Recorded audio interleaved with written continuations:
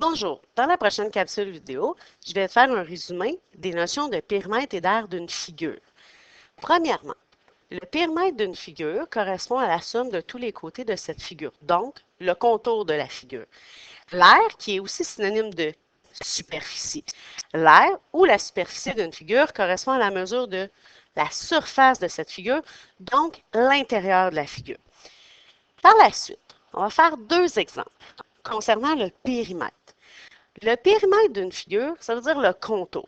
Moi, je vais toujours te conseiller de prendre un surligneur et de le faire, le contour, pour t'assurer des dimensions qui sont à additionner. Donc, mon triangle a trois côtés. Donc, dans le périmètre, j'ai trois côtés à mettre en couleur. On remarque que la hauteur, qui est de 2,2 cm, est à l'intérieur, donc elle ne fait pas partie du périmètre, donc je ne l'additionnerai pas.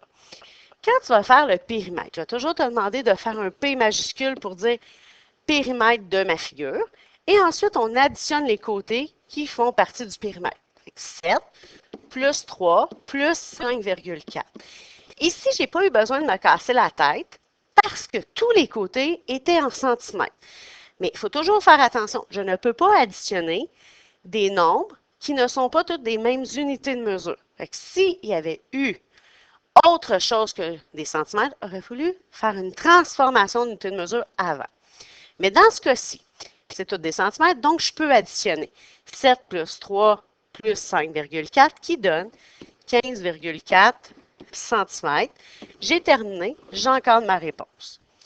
L'exemple suivant, on te demande de calculer le périmètre de la figure suivante, qui est composée d'un triangle isocèle et d'un rectangle.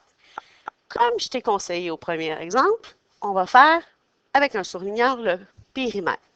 Le périmètre de ma figure, c'est mon contour. Donc, la ligne ici qui est à l'intérieur, je ne l'additionnerai pas parce qu'elle est à l'intérieur de ma figure. Avant de commencer à additionner, on va regarder les côtés pour ne pas se mélanger. Comme on dit que c'est un triangle isocèle, ça veut dire que j'ai deux côtés ici qui mesurent la même chose.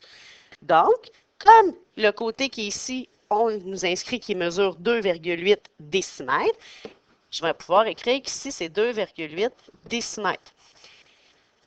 On sait qu'un rectangle a toujours deux paires de côtés parallèles.